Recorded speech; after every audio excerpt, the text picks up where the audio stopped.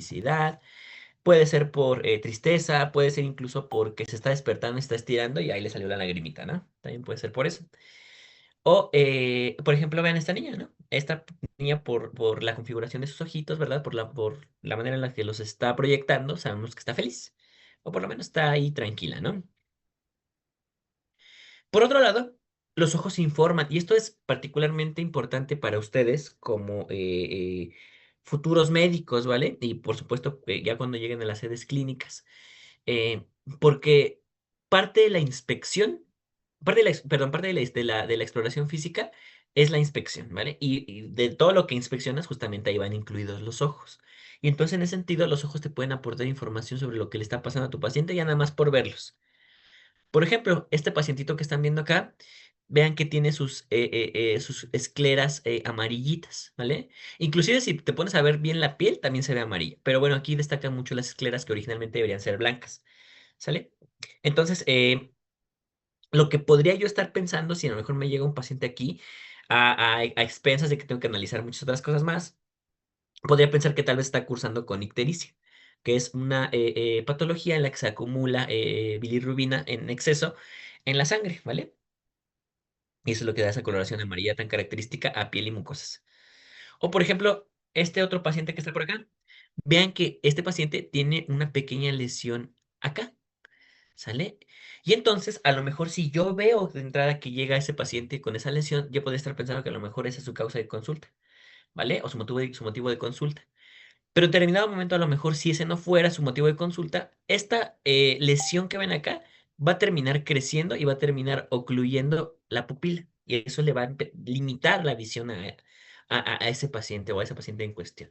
¿Vale? Entonces ya te puedes ir dando cuenta de toda la información que te puede estar aportando los ojitos, ¿no? O vean este otro paciente que está por acá, ¿sale? Vean que aquí hay zonas de equimosis en la conjuntiva, ¿sale? Vean, pero no solo eso en el ojo, porque también vean las estructuras adyacentes, porque vean que aquí también se ven algunos hematomas en la piel palpebral, ¿sale? Entonces, seguramente lo que le pasó a este paciente fue un traumatismo. Ahora, de ahí ya podrías determinar cuáles son las causas de traumatismo, ¿no? Porque puede, por ejemplo, que se haya golpeado en su trabajo o que haya tenido una riña en la calle, o la otra de plano es que esté en un contexto de violencia doméstica, violencia intrafamiliar, ¿sale? Entonces, ahí sí varían mucho las cosas, ¿no? Entonces, siempre fíjense en los ojitos de sus pacientes. ¿Qué más? Ok. ¿Se puede vivir sin la visión? La respuesta es sí, sin mayor problema. Por ejemplo, vean este adulto mayor, ¿no? Él, en este caso, padece, específicamente él tiene una catarata, ¿sale? Que básicamente le va a impedir ver de manera general, ¿vale? O le va a disminuir considerablemente su visión.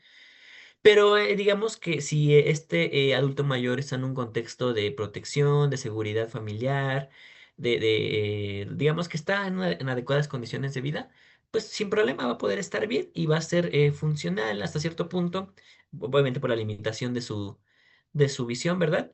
Pero va a estar feliz, tranquilo y contento, ¿no? Hasta eso. Pero vámonos al otro lado de la historia, ¿vale? Vean esa pintura rupestre en donde estas pequeñas personas que están por acá, pues están cazando a estos venaditos que vienen por acá, ¿sale? Como parte de su alimentación.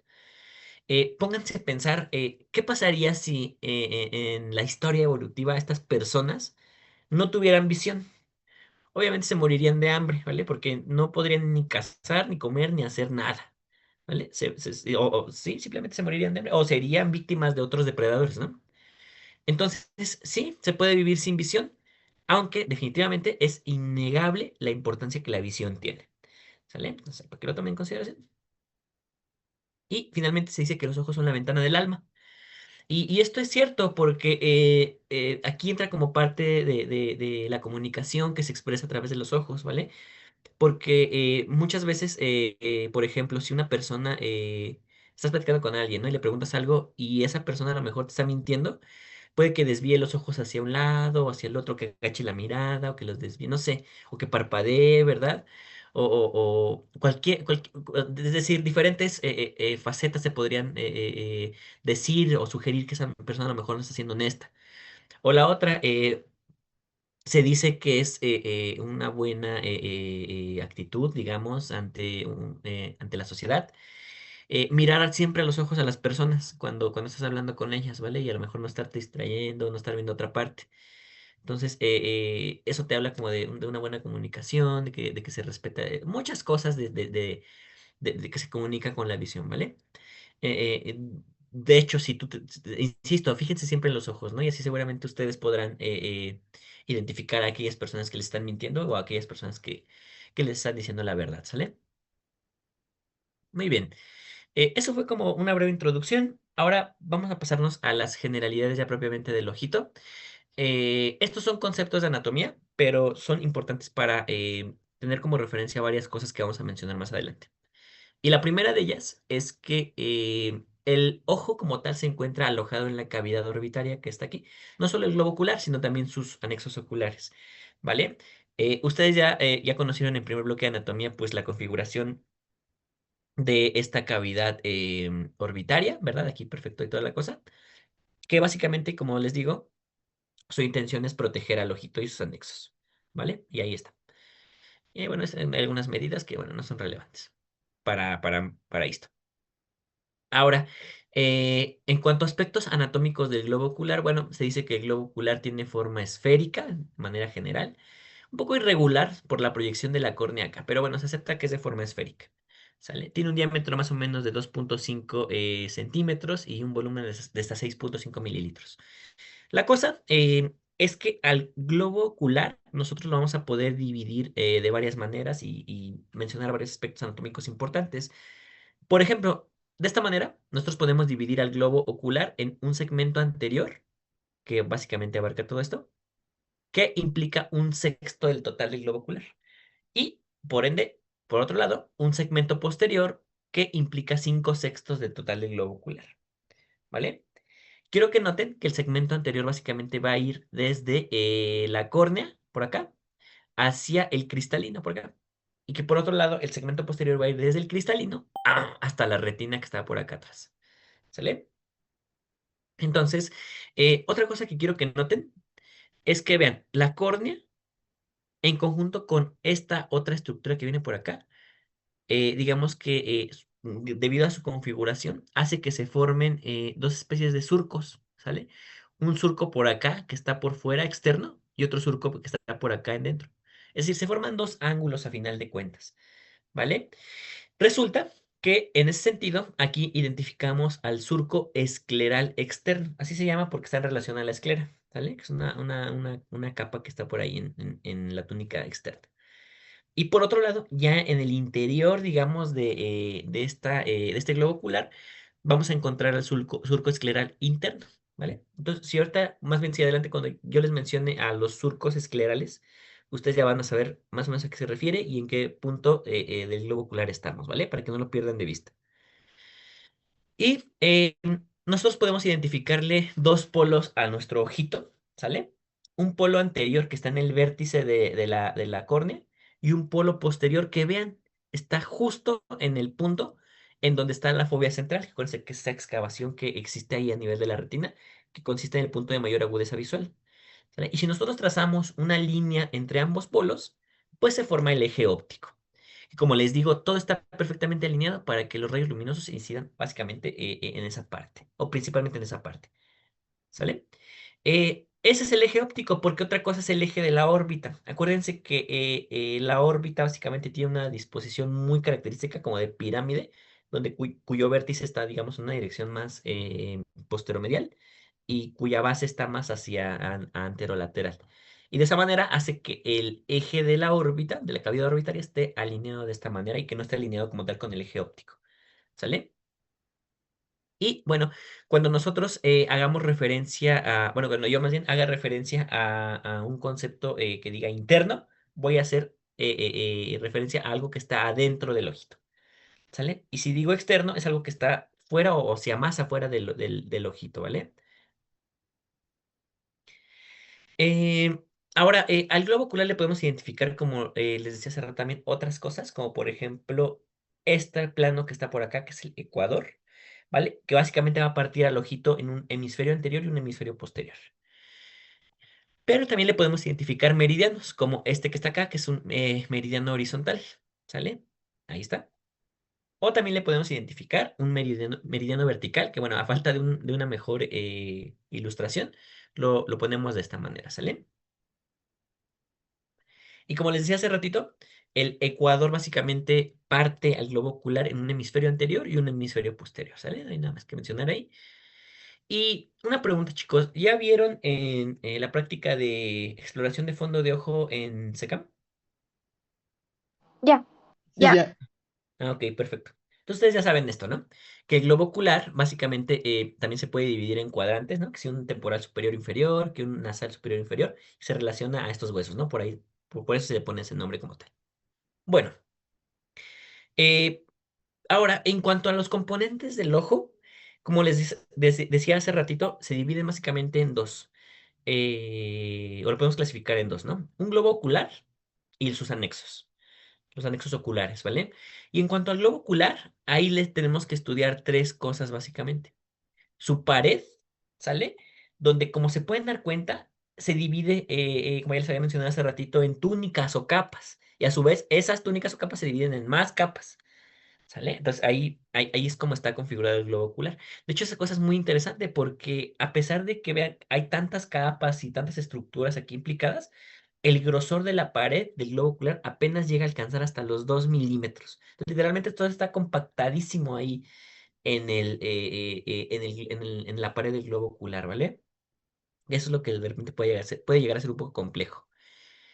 Ahora, en cuanto a las cámaras, resulta que en el interior del globo ocular hay tres espacios por donde circula o por donde está contenido cierto tipo de líquido o cierto tipo de sustancia. ¿Vale? Tenemos a la cámara anterior y a la posterior, en donde va a estar contenido el humor acuoso, y una cámara vítrea donde va a estar contenido el humor vítreo. ¿Sale?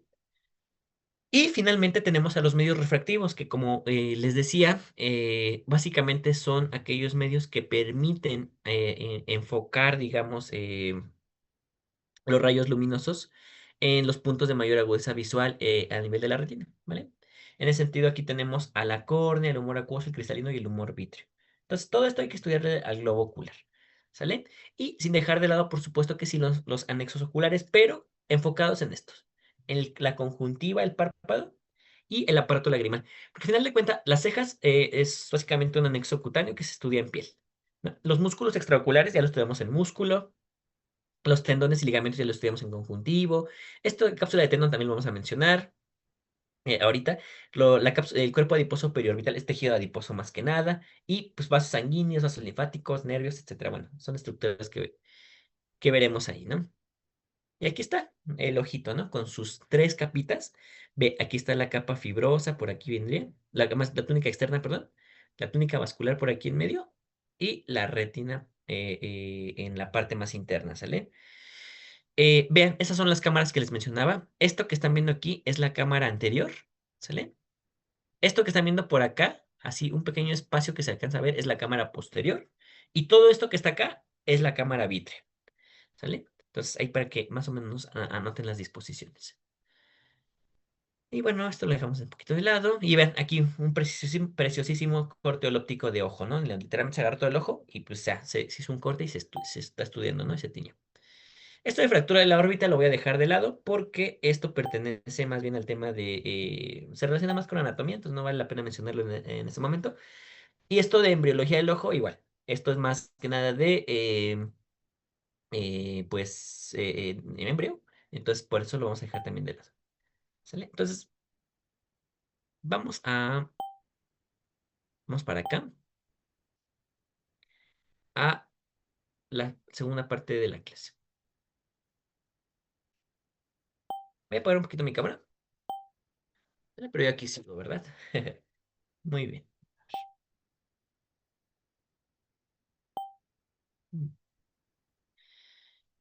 Muy bien. Entonces,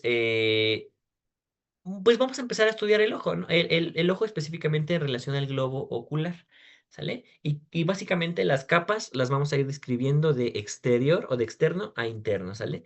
O sea, vamos a comenzar con la fibrosa, después nos vamos a ir con la vascular y al final con la nerviosa, ¿sale? o más bien túnica externa, que es como también se llama. Bueno, vamos a empezar entonces con la túnica fibrosa. Vean, eh, aquí básicamente, ok, la túnica fibrosa pues definitivamente es la más externa, de hecho también se llama así, túnica externa. Esta va a rodear a todos los otros componentes del globo ocular y con diferentes intenciones. Para empezar, con la intención de darle forma, ¿vale? Porque si por alguna razón no estuviera ese medio de contención que representa la túnica fibrosa, simplemente ese ojito se colapsaría. Se colapsaría sobre sí mismo, se apachurraría, no sé, pasaría algo extraño. Y pues aquí quien salta al quite, pues para darle su forma es la túnica fibrosa, ¿vale? Protección también, por supuesto que sí, al ser unas capas, básicamente una capa constituida por una gran cantidad de tejido, perdón, de fibras de colágeno de tipo uno, pues bueno, eso le da una gran resistencia a los traumatismos, a las lesiones, ¿vale? Y también, por supuesto, le otorga resistencia al globo ocular, ¿vale? Para que tenga cierta contención. Estas son las tres estructuras, chicos, que hay que estudiar en la técnica fibrosa. Por un lado, la córnea, que está por acá enfrente, pero también la esclera, que vendría por acá, que sería prácticamente toda la parte posterior. Y hay una tercera estructura que se llama limbo esclerocórneal, que estaría por aquí entre la esclera y la córnea. Se llama limbo porque justamente es como una zona de transición entre la córnea y la esclera. Sin embargo, lo mencionamos aquí aparte porque sí hay muchas estructuras importantes aquí a nivel del limbo esclerocórnea, entonces vale la pena pues mencionarlas, ¿vale? A ver, permítanme tantito, ahorita regreso. 5 segundos.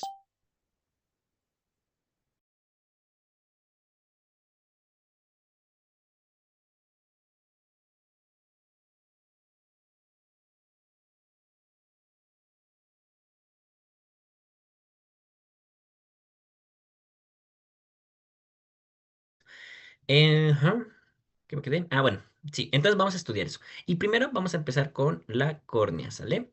Eh, con respecto a la córnea, chicos, esta estructura es una membrana que está por acá, avascular, ¿sale? De entrada, quiero que sepan que no hay vasos sanguíneos aquí. Y esto, no crean que es nada más porque sí, ¿vale? Porque si tomamos en cuenta que la córnea de primera mano va a ser el sitio donde van a entrar los rayos luminosos hacia el ojo, lo que menos quieres es, y obviamente eso te va a permitir ver, ¿verdad? Lo que menos quieres es que de repente ahí existan vasos sanguíneos con sus eritrocitos que te empiecen a pintar de rojo todo lo que ves, ¿sale? Entonces lo que menos quieres es eso, porque eso pasaría si tuvieras vasos sanguíneos acá. Entonces, bueno, la naturaleza pues retiró los vasos sanguíneos de esta zona y la membrana, la córnea se quedó avascular. ¿Es transparente? Por supuesto que sí.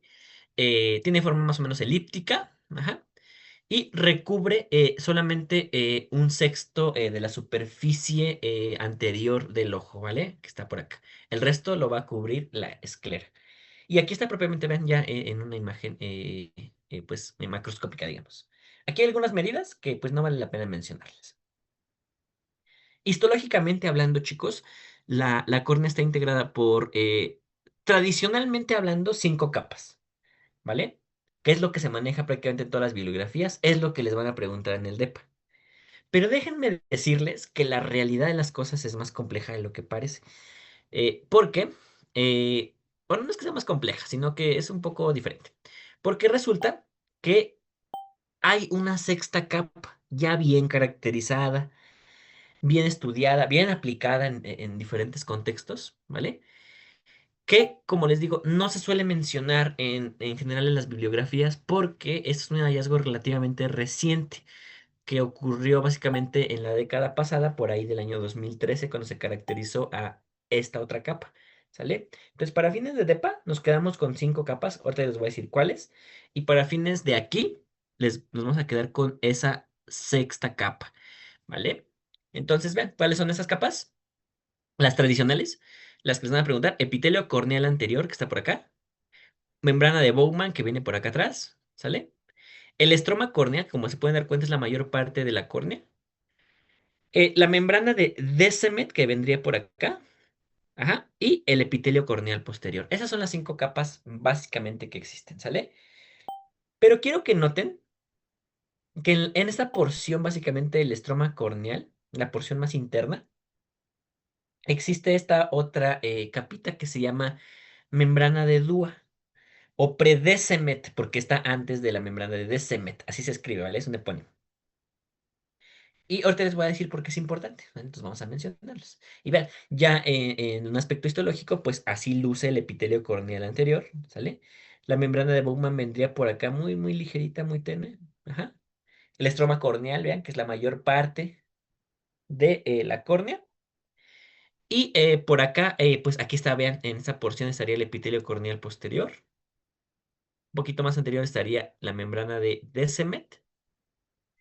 Y por acá, un poquito más arriba, estaría la membrana de Dúa, ¿vale? Así está organizada básicamente histológicamente hablando la corte. Entonces vamos a analizar cada una de esas capitas, ¿sale? La primera capa que tenemos aquí es el epitelio corneal anterior. Aquí está, ¿vale? Es un epitelio plano estratificado sin estrato córneo.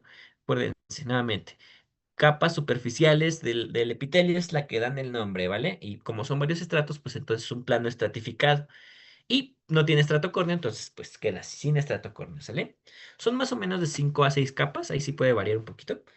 ¿Vale? Lo que sí, déjenme decirles es que estas células epiteliales tienen un montón de uniones de tipo ocluyente. Y no crean que las tienen nada más porque sí, sino porque ¿qué hay en el exterior? Pues a veces pura cochinada, ¿vale?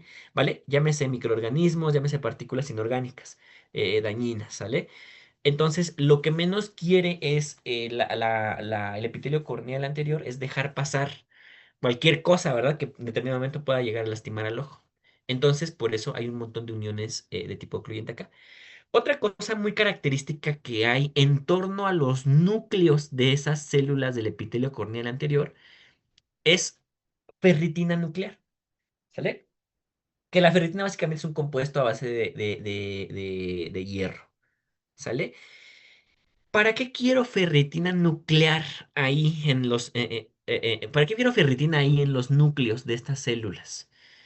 De entrada, quiero decirles que es básicamente porque esa ferritina va a encargarse de neutralizar las especies reactivas de oxígeno que en determinado momento lleguen a aparecer aquí en torno a estas células. Además, por si fuera poco, no crean que su localización en el núcleo es nada más porque sí. Lo que pasa es que la córnea está pues constantemente expuesta, ¿verdad? Hacia los rayos ultravioleta. ¿Sale? Y obviamente los rayos ultravioleta, pues les encanta fregarse al ADN, porque les encanta llegar y destruir y así, pues, hacer un montón de cosas extrañas. Y eso en determinado momento puede llegar a ser pues, mortal para las células, ¿vale? Y en determinado momento también mortal para el paciente. Entonces, estas células se idearon un sistema que las permitiera protegerse de esos rayos ultravioleta, ¿vale? Y es justamente ahí donde aparece la ferritina nuclear en estas células epiteliales, ¿vale? Además, ¿ya vieron aquí, en esta parte del epitelio, cómo parece haber unas especies de, como de honguitos, como de proyecciones que se alcanzan a ver por acá arriba? ¿Vale? Si nosotros agarramos esta parte y la proyectamos, o más bien la analizamos en una electromicrografía tomada con un microscopio electrónico de transmisión, vamos a ver más o menos este aspecto, ¿vale? Esos aspectos, esos deditos, se denominan micropliegues y están ahí en relación a las capas más anterior del epitelio corneal anterior. ¿Sale? Eh, Sin embargo, quiero que noten algo. Miren, estas se los voy a dibujar. Tengo que lápiz. Hagan de cuenta que este es su epitelio corneal anterior y estos son los micropliegues, ¿no? Ahí están existiendo. Ahora, esto en primera instancia parecería un juego chueco por parte de la naturaleza. Porque, vean, si un rayo luminoso, más bien, si la córnea es la que deja pasar los rayos luminosos, si en determinado momento un rayo luminoso llega por acá, este se va a desviar para acá. Y si en determinado momento, por ejemplo, aquí viene uno más, este se desvía para acá y después otro para acá y este así, y este así, y este por acá, así, todo chueco y así horrendo, ¿vale? Eso quiere decir que esos micropliegues que tienen esas células epiteliales, pues de primera mano parece que te están jugando una broma punk porque pues parece que no vas a poder ver porque el hecho de que se desvíen los rayos luminosos a muchas partes impide que se llegue a formar una adecuada imagen.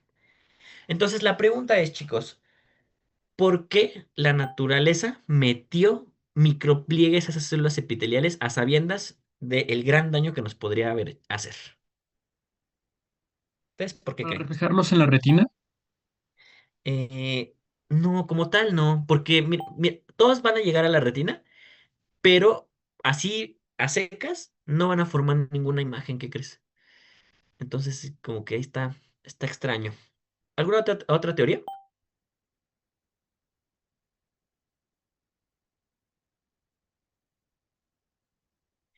¿No se les ocurre?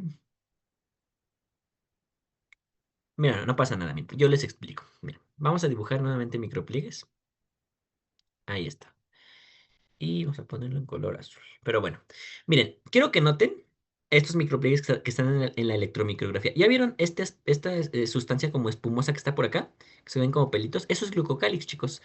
Resulta que en ese glucocálix va a haber un montón, obviamente, de carbohidratos, ¿verdad? Que se van a caracterizar por ser ampliamente hidrofílicos.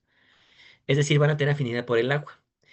¿Y qué es lo que siempre está constantemente bañando al ojito para que no se quede seco? Pues las lágrimas, ¿no?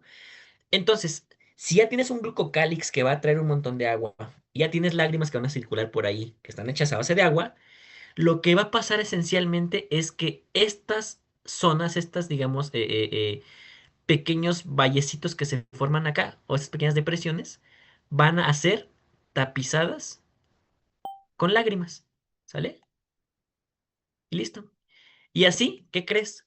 Cumples una doble función, porque por un lado, ya se soluciona el problema de la reflexión de los rayos luminosos, porque independientemente de dónde entren, ahora sí, todos entran, digamos, con un mismo ángulo en un terreno parejo, vamos a ponerle, ¿sale? Y por otro lado, y ahora sí se forma tu imagen, ¿verdad? Y por otro lado, lo que va a pasar es que el hecho de que ese glucocálix permita que ahí se quede agua de las lágrimas, lo que va a hacer es que va a mantener siempre y constantemente hidratado a esa córnea, a ese epitelio corneal anterior, para evitar abrasiones, para evitar lesiones, para evitar cualquier tipo de lesión que surja de que no esté correctamente hidratado ese epitelio, ¿sale? Entonces vean como algo que en principio podría parecer algo malo, a final de cuentas está perfectamente diseñado para lo que es, ¿sale? Después, entonces, del epitelio corneal anterior, sigue la membrana de Bowman, que es esta pequeña porción que viene por acá, ¿sale? Eh, Estrictamente hablando, corresponde a la porción superficial del estroma corneal, ¿sale? Es acelular, como se pueden dar cuenta, no hay celulitas por acá. Y hay un montón de fibras de colágeno, pero particularmente las que más van a estar presentes aquí son la tipo 1 y la tipo 3. ¿Sí? En la membrana de Bowman hay colágeno de tipo 1 y tipo 3. ¿Vale? Muy bien. Ahora nos vamos con el estroma corneal, que es la mayor parte como tal de la córnea, ¿sale? De hecho, es hasta el 90%. Eh, Aquí resulta que, como se pueden dar cuenta, hay un montón de fibras de colágeno, pero resulta que aquí las fibras de colágeno no crean que nada más se van a organizar así en haces, paralelos entre sí, etcétera, ¿no? Son, Se van a organizar de una forma tan específica que consiste en este caso en laminillas, vean. ¿Vale? Entonces, mira, vean, resulta que las fibras de colágeno se organizan de manera paralela y equidistante entre sí, como se pueden dar cuenta aquí en esta porción, ¿no? Vean. Pero resulta que entre la minilla y la minilla, la configuración cambia, perdón, porque ahora se arreglan en una disposición perpendicular entre sí. ¿Sale? Porque, por ejemplo, vean, estas pues están como apuntando hacia acá, estas están apuntando hacia otra dirección, y estas están apuntando a la dirección de la primera, y estas a la de la segunda, etcétera, etcétera, ¿no? Ese arreglo entre laminillas perpendiculares entre sí es lo que se conoce como arreglo ortogonal, ¿sale? Así se organizan. Eso es como que así súper, súper característico, ¿vale? De hecho, vean, ¿no? Aquí nuevamente, vean, aquí hay una laminilla. Vean cómo están los puntitos ahí de las fibras de colágeno. Y aquí hay otra laminilla donde se alcanzan a ver sus porciones longitudinales, ¿no? Ahora, ya vieron que aquí, bueno, obviamente hay sustancia amorfa, etcétera. Pero vámonos con los fibroblastos, porque quiero que noten que aquí en el estroma corneal están justamente un montón de fibroblastos, ¿ya los vieron? Con su núcleo basófilo, con heterocromatina, así, y alargado. Bueno, esos fibroblastos, de hecho, aquí están, te los presento, vélos, ¿sale? Estos fibroblastos tienen un nombre en particular. ¿Alguien sabe cuál es?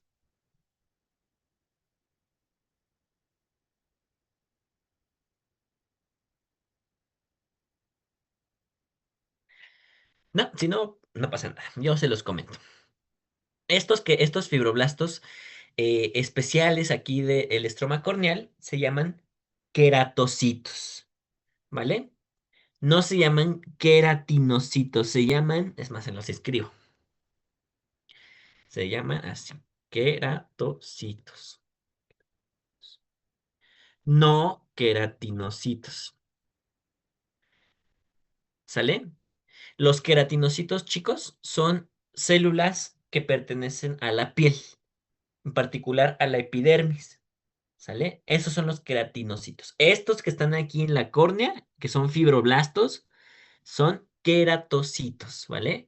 Entonces, no te vayas a confundir con esos dos términos, ¿vale? Que en primera podría parecer que son iguales, pero realmente no lo son. ¿Sale? No se te olvide esa parte. Ahora, vamos a ver a la siguiente capa, que esta es la extra, digamos, la que es más reciente, que te digo que se caracterizó apenas, que es la membrana predecemet, o también llamada membrana de Dua. ¿Sale? Pre-Decimet porque está antes de la de Decimet, ¿no? Digamos que está más anterior que la de Decimet. Y pues de Dua por la persona que lo descubrió. Es una porción muy delgada del estroma, como se pueden dar cuenta, está por acá, ¿sale? Está compuesta principalmente de colágeno tipo 1, pero también de fibras elásticas. Y vean, en cuanto a sus funciones, esto es importante porque aquí de entrada va a constituir como una especie de sistema de protección, digamos, una especie de escudo para, por lo menos para la córnea, ¿vale? Además de que va a regular, o más bien va a ser ampliamente impermeable como tal al aire. Y por si fuera poco ya en una aplicación clínica, esta membrana método de DUA es imprescindible para que se lleve a cabo un adecuado trasplante de córnea, ¿sale? No se puede entender los trasplantes de córnea sin analizar como tal esta capa. Y se los voy a ejemplificar con esta viñeta clínica que está apareciendo aquí, ¿vale?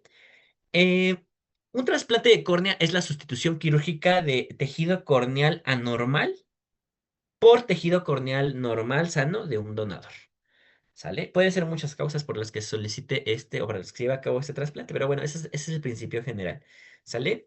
Y vean, lo que está sucediendo aquí en las imágenes es un procedimiento quirúrgico que es un tipo de trasplante corneal que se llama queratoplastia lamelar anterior profunda, ¿vale? Es sencillo de entender en cuanto a lo que les voy a mencionar. Vean, lo primero que se va a hacer, digamos, para separar la córnea, digamos, la porción de la córnea enferma, digamos, de la que está sana, como tal, porque no se despega toda la córnea, porque bueno, imagínate que te lleves toda la córnea, pues no, sería muy terrible. Solamente te llevas una parte, que es la parte que solamente que está lesionada. Entonces, ven, aquí lo que se está aplicando en el contexto de este procedimiento quirúrgico es la técnica de la gran burbuja. Porque aquí lo que va a pasar es que se inserta una cánula aquí al interior de la córnea, en la profundidad del estroma, y se va a empezar a meter aire, de tal manera que se forme una burbuja y se despeguen solitas las capas de la córnea, sobre todo el estroma, la membrana de Bowman y el epitelio corneal anterior, para que entonces tú retires eso y ve, aquí ya está a punto de trasplantar, en este caso, uno nuevo, ¿vale? Hacia a la córnea del receptor. Y aquí quien va a estar involucrada entonces justamente es la membrana de Dua o membrana Predecemet, ¿vale? Porque lo que va a pasar es que cuando se mete esa burbuja de aire, el punto en donde se va a despegar la córnea justo es arriba de la membrana de Descemet, o sea, o más anterior de la membrana de Descemet.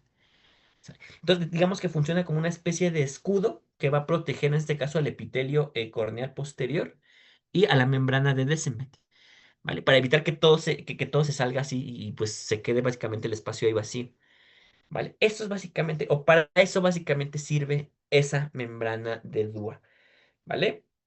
O por ejemplo, ahí justamente también ayuda a evitar que se filtre aire a porciones más profundas de la córnea, ¿vale?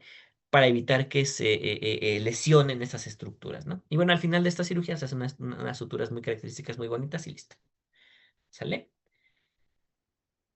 Después, ya tenemos esta penúltima capa, que es la membrana de Descemet. Esta es una estructura paz positiva, también es acelular, como se pueden dar cuenta, ¿sale? Se dice que esta capa básicamente está organizada en forma de mallas hexagonales, más o menos algo así. Pero bueno, a lo mejor eso no es tan relevante. Lo que sí quiero que se lleven es que esta está compuesta principalmente de colágeno de tipo 4, ¿sale? Es lo característico que hay aquí. Y resulta que no es fortuito su localización, ¿vale? Porque, como se pueden dar cuenta, aquí en la zona más posterior está el epitelio corneal posterior, ¿sale? Entonces, esa membrana de Descemet va a representar a la membrana basal como tal del epitelio corneal posterior, ¿sale? Y finalmente tenemos propiamente el epitelio corneal posterior, que hay algunas bibliografías donde se les llama endotelio corneal, que es un término que yo no recomiendo porque es un término impreciso, ¿vale? Si tomamos en consideración que un endotelio hace referencia al epitelio plano simple de los vasos sanguíneos, ¿vale? Pero bueno, así le pusieron, pues, ni modo, hay que aprendérselo así también, ¿sale? Es como se pueden dar cuenta, es un epitelio,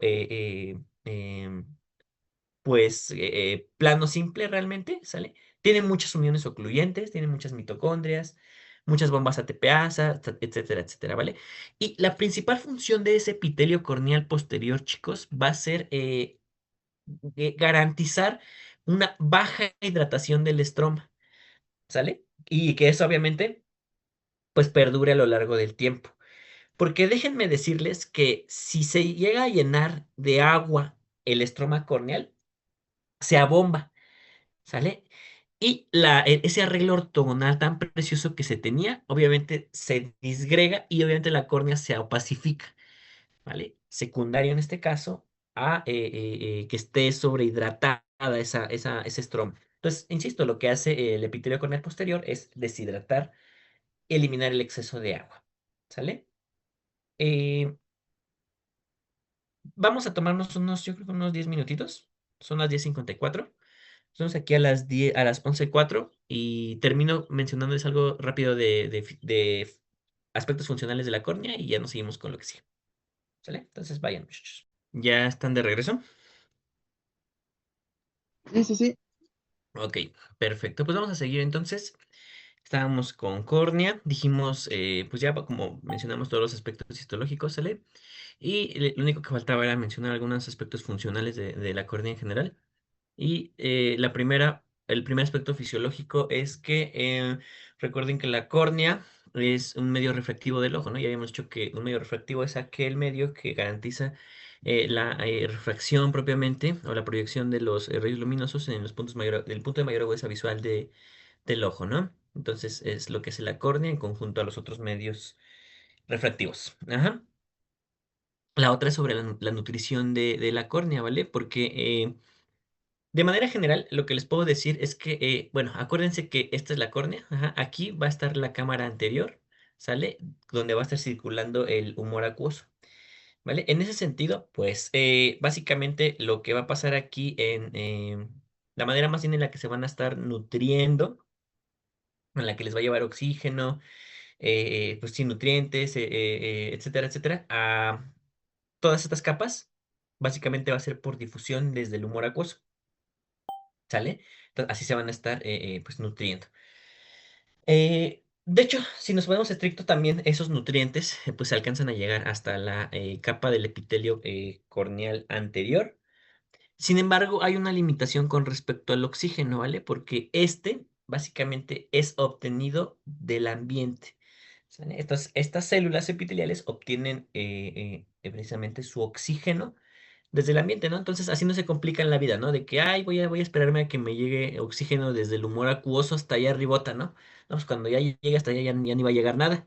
Entonces mejor esas células se pusieron más vivas y dijeron, pues si afuera está la atmósfera, ¿verdad? Entonces pues de una vez métete el oxígeno de ahí y ya. Así le hicieron esas células. ¿Sale? La otra cosa que les quería mencionar también es que, como les había mencionado hace rato, el epitelio corneal posterior entre sus funciones tiene la tarea de hacer que haya una baja hidratación y que esta hidratación perdure en el tiempo del estroma córnea, ¿vale? Y que acuérdense que eso era importante para que esta córnea preservara su estructura, ¿no?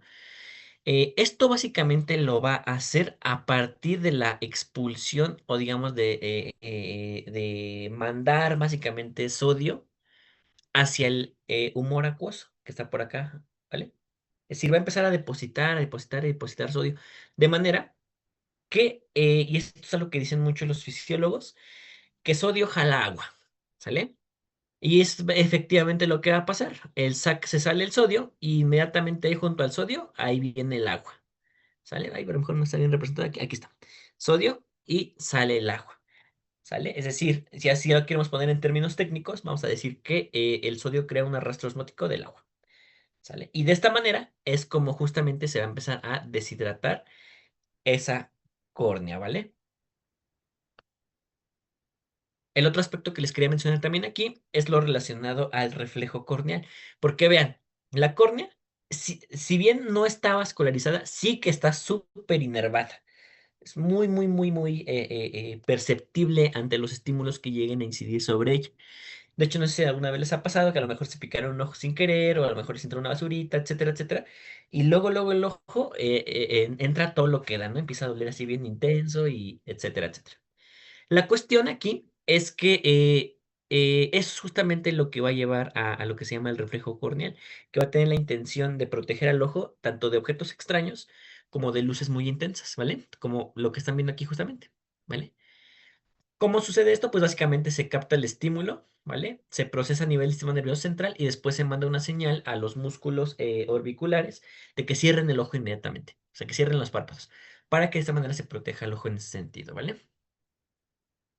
Y la otra cosa es que la córnea resulta, chicos, que es un sitio inmunoprivilegiado, lo cual quiere decir que las respuestas inmunes que rigen a todo el organismo, en este caso en la córnea se limitan, ¿vale? Y es por varias cosas, ¿vale? Porque por las barreras que se forman en sí entre las células epiteliales, por un ambiente inmunosupresor que en general existe, es decir, que no promueve, al contrario, suprime la respuesta inmune. ¿Vale? Y entonces, el chiste de que la córnea sea un sitio inmunoprivilegiado, junto con los conocimientos de la membrana de Dúa que ya mencionamos hace rato, va a permitir que la mayor parte de este tipo de trasplantes sean exitosos sin mayor problema y que se conserve la integridad ocular, ¿sale? Justamente porque, bueno, la persona a la que sea que le llegue una córnea, pues difícilmente la va a reconocer como extraña y no la va a atacar y todo va a estar perfecto, ¿vale? Y eso es en parte, o en muy buena parte más bien, porque la córnea es un sitio inmunoprivilegiado, ¿sale? Finalmente, quiero cerrar con este par de viñetas clínicas aquí. Una de ellas es el queratocono, que es básicamente una patología en la que literalmente la córnea adquiere una forma de conito. En vez de que sea así como ovoide, se hace más picudita. ¿Vale? Obviamente hay muchas manifestaciones clínicas, hay diferentes tipos de tratamientos, ¿vale? Pero con lo que me quiero quedar aquí es con esto, ¿vale?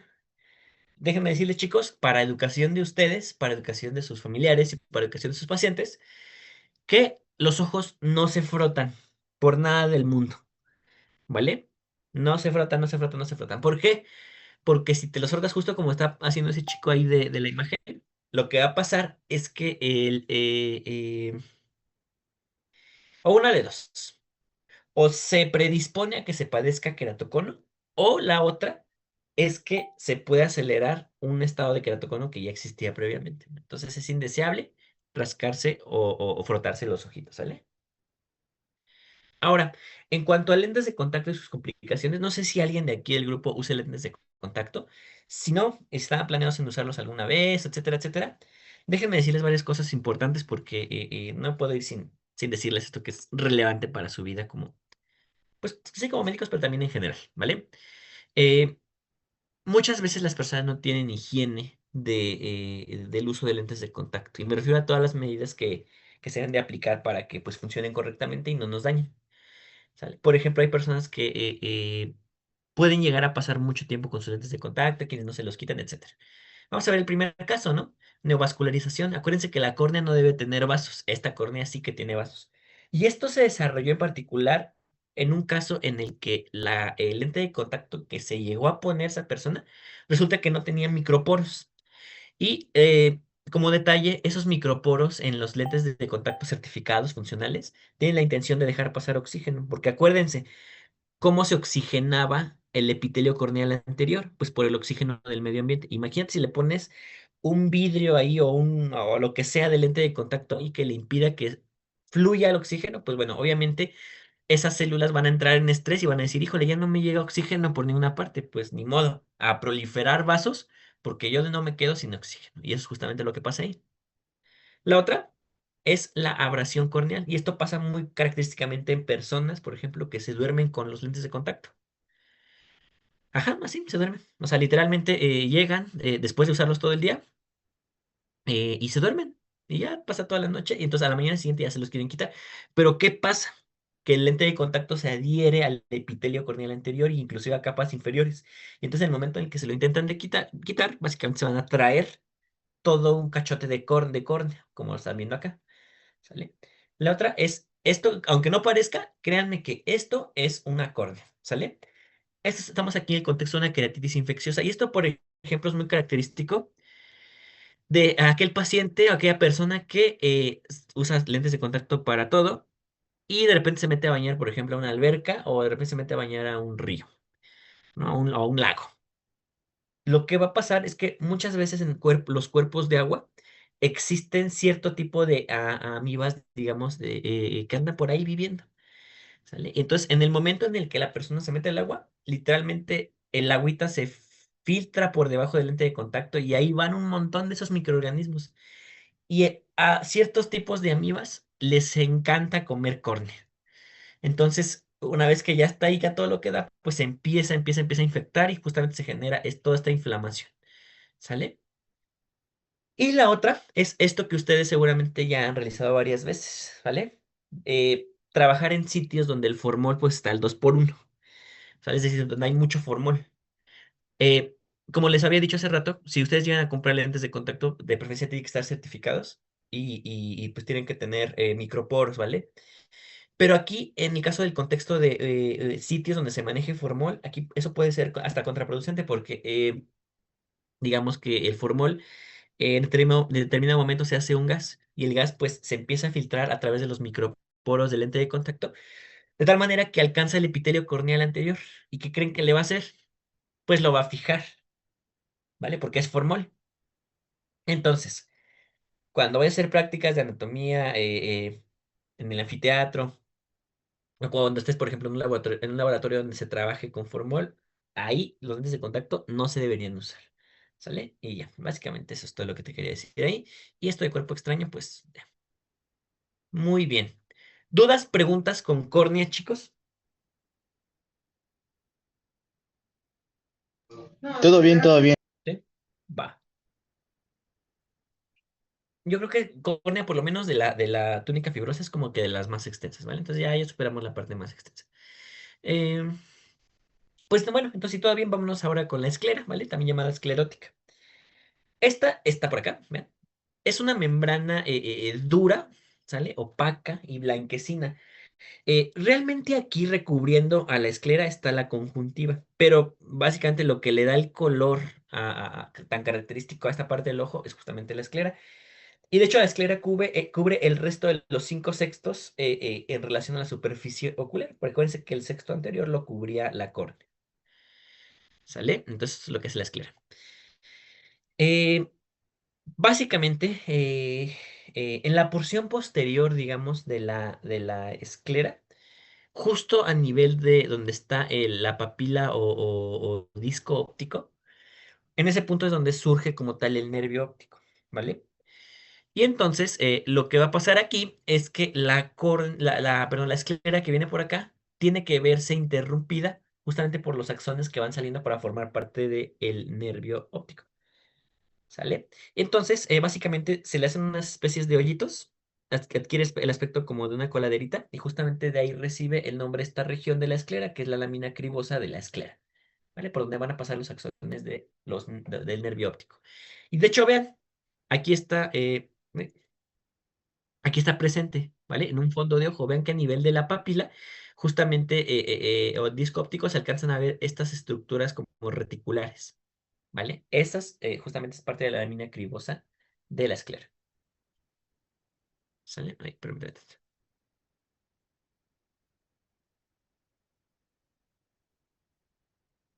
Muy bien, ahora, ¿cuál es la función de la esclera? Básicamente consiste en otorgar, pues de entrada, forma al ojito, es decir, esta capa de la túnica fibrosa es la que esencialmente se encarga de esta función que mencionamos hace ratito, es decir, de darle forma al ojito para evitar que se apachurre o colapse sobre sí mismo o que le salga un chipote así extraño. ¿Vale? También se va a encargar de darle contención a las estructuras que se encuentran dentro del ojo y también protección, porque al final de cuentas la esclera está formada ampliamente por fibras de colágeno de tipo 1, ¿no? Entonces, por eso precisamente de ahí la protección. Y bueno, además, otra función es que aquí es donde se insertan los músculos extraoculares, ¿sale? Aquí a nivel de la esclera. Muy bien. Entonces, en cuanto a su aspecto histológico, la esclera tiene tres, básicamente, componentes, ¿vale? Una capa que se llama epiesclera o lámina epiescleral, un estroma escleral o sustancia propia de la esclera y una lámina fusca por acá abajo, ¿sale? Así se llaman. Hay quienes, chicos, quienes luego consideran a esta otra capa que viene por acá, la cápsula de Tenon, como una capa que forma parte de la esclera. Pero la realidad es que no, la realidad es que la cápsula de Tenon es aparte de la esclera, ¿vale? Para fines prácticos de la clase la consideramos como dos estructuras diferentes. Es decir, la cápsula de Tenon es una y la esclera es otra, ¿vale? Y sus componentes son otros. Ujú. Ok, muy bien. Ahora, vean, en cuanto a su aspecto histológico, así es como está configurada la esclera. Vean, todo esto es esclera, ¿sale? Vean que aquí empieza una lámina epiescleral o epiesclera. Aquí es donde se encuentra el estroma escleral, en esta porción, ¿sale? Y finalmente por acá abajo hay una capita donde va a haber un montón de melanocitos, como se pueden dar cuenta, que se llama lámina fusca, ¿sale? Y por acá arriba, pues bueno, aparte, ¿verdad? No formando parte de la esclera, está la cápsula de Tena, ¿sale? A ver, denme otra vez un minutito, por favor.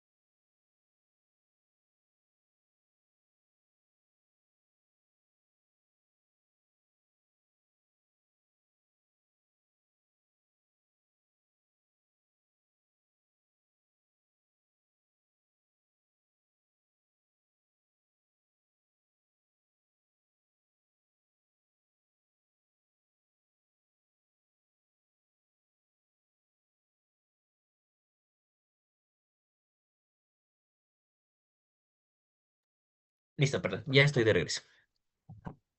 Ok, entonces, bueno, ahora vamos a describir las capas, cada una de estas capitas de la esclera, ¿vale? Que como les digo, son más sencillitas que las de la córnea. Entonces, vean, la primera capita que tenemos es la que está acá, que es la lámina epiescleral o epiesclera, ¿vale? Es, como se pueden dar cuenta, puro tejido conjuntivo laxo. Se suelen describir abundantes vasos sanguíneos, aunque bueno, aquí, por lo menos en este corte histológico, no se alcanzan a apreciar, ¿vale? Eh, como prácticamente todas las capas de la esclera, hay colágeno de tipo 1 y los fibroblastos, pues aquí están aplanaditos. Después sigue esta porción que es la más grande de la esclera, que es el estroma escleral. Y hay quienes también les llaman sustancia propia de la esclera en este caso, ¿sale? Aquí, a diferencia de la epiesclera, este es tejido conjuntivo denso y regular, ¿sale? Con varios vasos sanguíneos que pueden estar presentes por acá. Y como ya lo habíamos dicho, como buena capa de la esclera tiene que tener colágeno de tipo 1. También tipo 3, pero bueno, principalmente de tipo 1, ¿sale?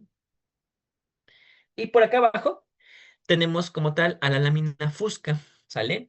Que a pesar de que no aparezca por la gran cantidad de pigmento oscuro que hay aquí, esto es tejido conjuntivo laxo, ¿sale? Con fibras elásticas, etcétera, etcétera. Pero bueno, al final de cuentas, este pigmento oscuro a lo que corresponde es a básicamente melanina, ¿vale? Derivada de melanocitos. Entonces, por eso está ampliamente oscura esta capita que está aquí, ¿sale? Y bien, hace rato mencionábamos que la cápsula de Tenon estaba aparte, ¿verdad? Y precisamente la estudiamos aparte en ese sentido.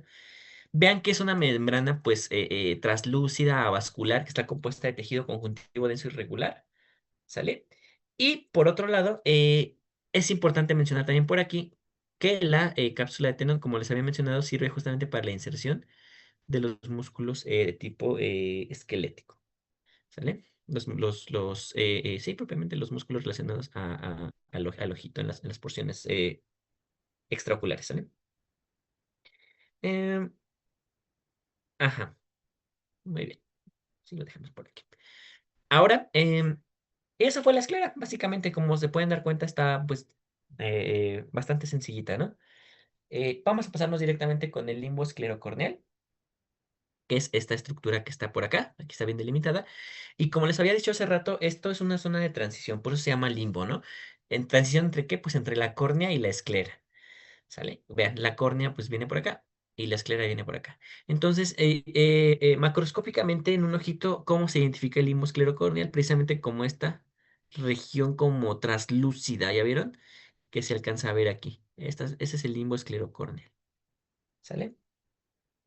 Como se pueden dar cuenta, en el limbo esclerocorneal nosotros pues estudiamos varias cosas, ¿no? Varias cosas relevantes, sobre todo en relación, en este caso, a los dos surcos que están estrechamente asociados a esta zona. Por un lado tenemos un surco escleral externo, ¿se acuerdan que hace rato se los comenté? Y por el otro lado tenemos al surco escleral interno. Aquí es interno, disculpen. Bueno, en relación al surco escleral externo, aquí es el punto en donde se origina propiamente la conjuntiva, ¿sale? Que es un anexo ocular que veremos más adelante. Por acá está. Y en el surco escleral interno, aquí sí hay varias cositas relevantes porque, bueno, no es que sean más relevantes, sino es que también son importantes. Por un lado, va a existir este ángulo que estamos viendo acá, que es el famosísimo ángulo iridocorneal. Y se llama así porque se forma justamente entre el iris que viene por acá y la córnea. ¿Sale? Este ángulo es muy importante porque si en determinado momento llega a reducirse, va a haber problemas con el flujo del humor acuoso. Ahorita lo vemos. ¿Sale? Bueno, por otro lado, está una pequeña saliente por acá de tejido conjuntivo, que es el famosísimo espolón escleral, que sirve para la sujeción de diferentes estructuras, ¿vale? Y finalmente, aquí señalado en coloración amarilla, tenemos el aparato de drenaje del humor acuoso, ¿vale? Porque no crean que el humor acuoso solo se produce así como en algún momento de la vida y ya, se acabó, ¿no? Resulta que el humor acuoso se está constantemente, pues, produciendo, ¿vale? Pero así como también se está produciendo, también se está reabsorbiendo en este caso, de la cámara anterior y mandándose hacia la sangre, ¿vale? Así está constantemente, constantemente. Entonces, para eso sirve ese aparato de drenaje del humor acuoso que está en esa zona, ¿sale? Y bueno, una cosa que se llama línea de Scheldt, que bueno, no la vamos a mencionar ahorita. Y ya aquí en su aspecto histológico, ¿no? Ahí está. Entonces vamos a estudiar la histología del limbo esclerocorneal, ¿vale? Prácticamente todas sus capas son iguales a las de la córnea, porque vean, hay un epitelio límbico que prácticamente es el mismo que el de la córnea. Eh, Hay un estroma límbico que en este caso corresponde a tejido conjuntivo denso e irregular, ¿vale? Principalmente con colágeno de tipo 4. Y bueno, sí, eso sí, me gustaría mencionar es que como parte del epitelio límbico hay justamente una estructura que se llama, o es un conjunto de estructuras que se llama empalizadas de Vogt, ¿vale? Una empalizada básicamente son estos, son palitos que están alineados, digamos, de forma paralela entre sí, ¿no? y forman como cercas y así. Eso es una empalizada. Ahora, si nosotros vemos, eso lo proyectamos a esas famosísimas empalizadas de Vogt ahí en el limbo esclerocorneal, pues se van a ver justamente estructuras así, ¿vale? Estas son las famosísimas empalizadas de Vogt. Aquí están ya en un aspecto histológico más cercano. Y aquí están, vean, las empalizadas de Vogt ya en un aspecto macroscópico, en ese bonito ojo que está ahí. ¿Sale? Y bueno, la otra cosa relevante que tenemos acá es esto que está por aquí, que es el aparato de drenaje del humor acuoso. ¿Vale?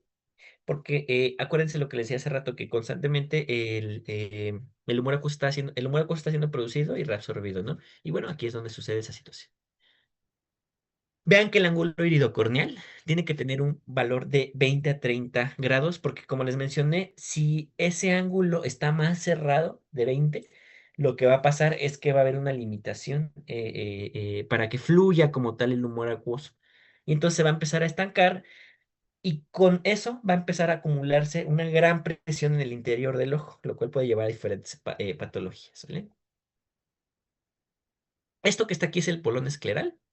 Aquí está, ¿ya lo vieron? Ajá, esto que está aquí. Como se pueden dar cuenta, ese polón escleral, perdón, espolón escleral básicamente sirve para sujetar por lo menos dos estructuras, ¿vale? Por un lado, el músculo ciliar, que es un músculo que viene por acá, que forma parte de la túnica vascular. Hoy lo veremos, yo creo que el día de mañana. Y por otro lado, para insertar a una estructura que se llama red trabecular, que es parte justamente de ese aparato de drenaje del humor acuoso. Pues aquí está. Y ahora sí, con respecto a este sistema, resulta que, como ya les había mencionado, pues se localiza a nivel del surco escleral interno, ¿vale? Que justamente es este que tenemos por acá. ¿Sale? Está obviamente en amplia relación con el ángulo iridocorneal. Y bueno, como tal, no vamos a saltar esta parte, sí, porque no es relevante. Y bueno, a final de cuentas, el aparato de drenaje del humor acuoso drena hasta más o menos el 70% de todo el humor acuoso y ya los restos son ¿no? drenados por otras estructuras, ¿sale? Esta es la primera parte del aparato de drenaje del humor acuoso, la red trabecular, que como su nombre lo dice, es un conjunto de trabéculas anastomosadas. ¿Vale? Y resulta que esas trabéculas anastomosadas están revestidas de un tipo de célula muy especial, llamadas células trabeculares. ¿Sale? Y resulta que esas células trabeculares van a tener una función de tipo fagocítica. Es muy sencillo de entender porque, vean, hacemos un acercamiento a la red trabecular. Esas son las células trabeculares, aquí están sus núcleos. Digamos que en determinado momento se forma alguna especie de precipitado en el interior del humor acuoso y ese precipitado se viene a estancar aquí, a estos espacios llamados espacios de Fontana, ¿sale? Digamos que pues sí, se estanca, ¿vale? Entonces va a empezar a tapar el flujo de drenaje. Lo que van a hacer ahí las células trabeculares es entrar en acción con la intención de fagocitar esos restos celulares, etcétera, y con la intención de posibilitar un adecuado flujo, ¿vale? Y garantizarlo. Y aquí está, vean, esta sería la red trabecular. Después está la red cribiforme, digamos que es una continuación de la red trabecular, donde se hacen muchísimo más pequeños las trabéculas, digamos, tanto que ya adquiere prácticamente un aspecto como de coladera más o menos. ¿Sale? Aquí está, ¿ya? Porque casi casi puro puntito. Y finalmente, como parte del aparato de drenaje del humor acuoso, pues tenemos al famosísimo seno venoso escleral o conducto de Schlemm, ¿vale? Que básicamente es un conducto que está revestido por células de tipo epitelial, ¿sale? Aquí hay células epiteliales. Prácticamente es el inicio de un vaso sanguíneo, ¿no? Entonces, por eso es así tan característico. Y como te digo, y como les digo, drena básicamente, aquí es donde ya finalmente va a ser vertido el humor acuoso para que de aquí pase a la sangre. Y aquí está, vean, un corte de conducto de Schlemm, donde se ven las células endoteliales. Y vean, como correlación, yo les quiero hablar rápidamente del glaucoma, ¿vale?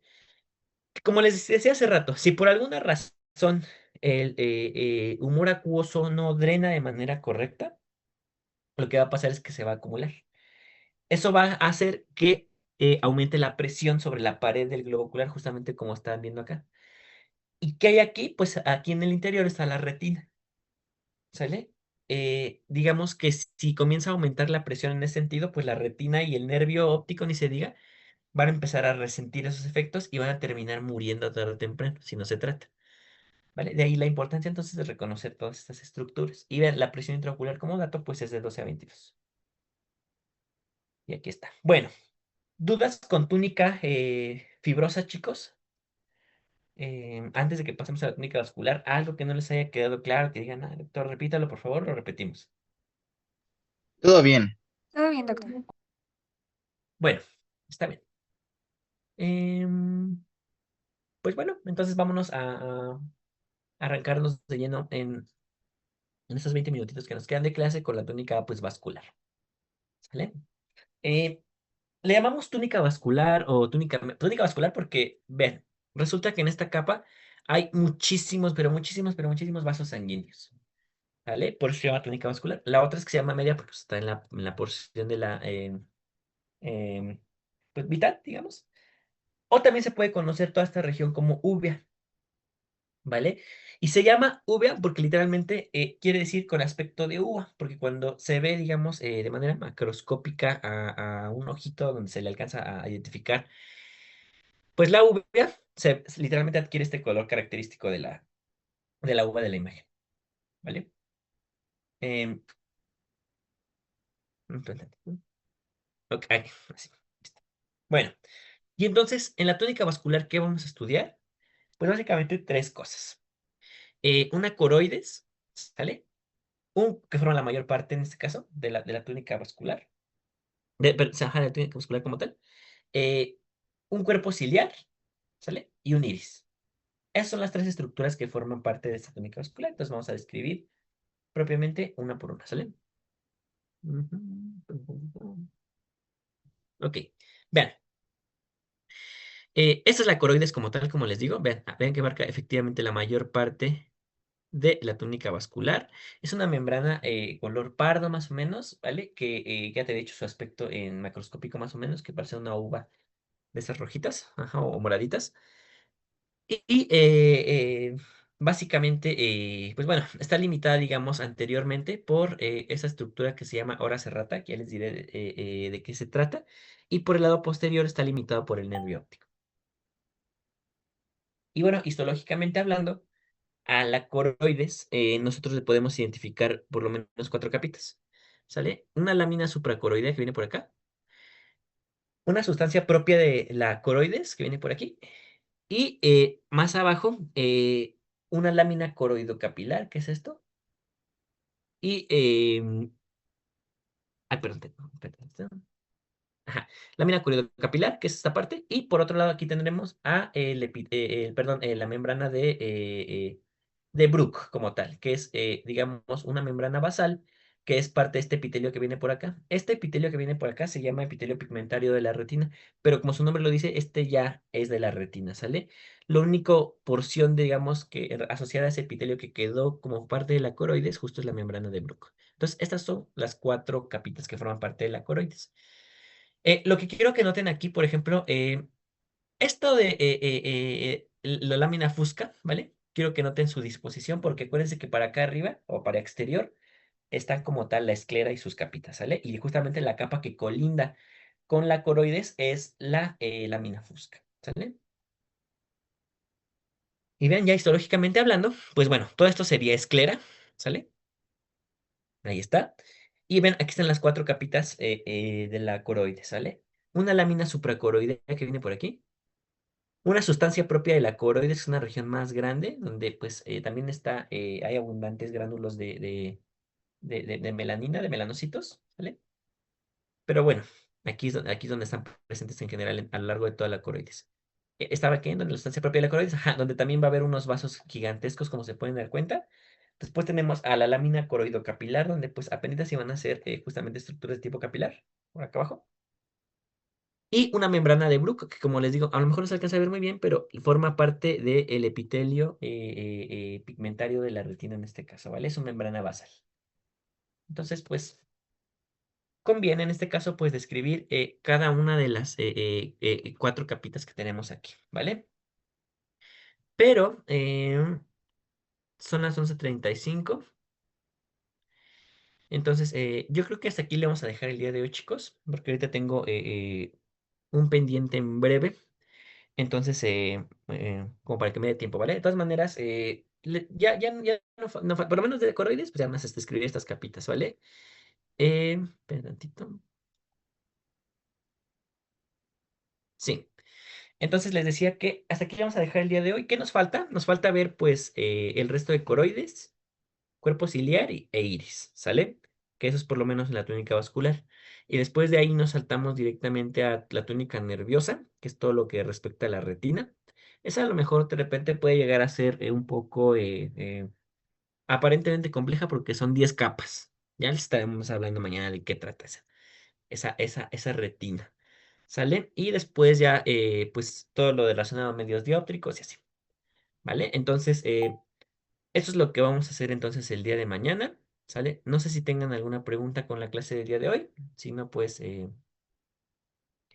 no sé. Ustedes díganme. Todo Todo bien, bien, doctor. todo bien. ¿Sí?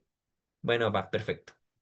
Entonces, pues hasta aquí le vamos a dejar el día de hoy, chicos y chicas. Muchas gracias por haberse conectado. En verdad, acuérdense que, bueno, al final de cuentas, esto, como les digo, es por y para ustedes, pero aquí el esfuerzo definitivamente es bidireccional, ¿no? Porque ustedes están también aquí poniendo su empeño y su esfuerzo y su tiempo, y de este lado también con todo cariño. La otra cosa que les quería decir también es que también que qué bueno que hayan podido entrar, porque pues a final de cuentas yo tengo la filosofía de que quien entra a clases algo ha de aprender, ¿sale? Eh, a lo mejor más o a lo mejor menos, no sé, pero algo ha de aprender, ¿sale? Y bueno, al final de cuentas ustedes ya aprendieron y se llevan nuevas cosas el día de hoy, ¿sale? Como por ejemplo el conocimiento de la importancia de la membrana de Dua ¿cómo se llama? O el cuidado básico de un lente de contacto, ¿no? Ese tipo de cositas de que de repente pues, no vienen en los libros, ¿vale? Eso es a lo que yo me refiero. Pues nada, chicos y chicas, cuídense mucho, que tengan un bonito sábado y nos estamos viendo el día de mañana para concluir con este tema, ¿sale? Cuídense mucho y muchas gracias.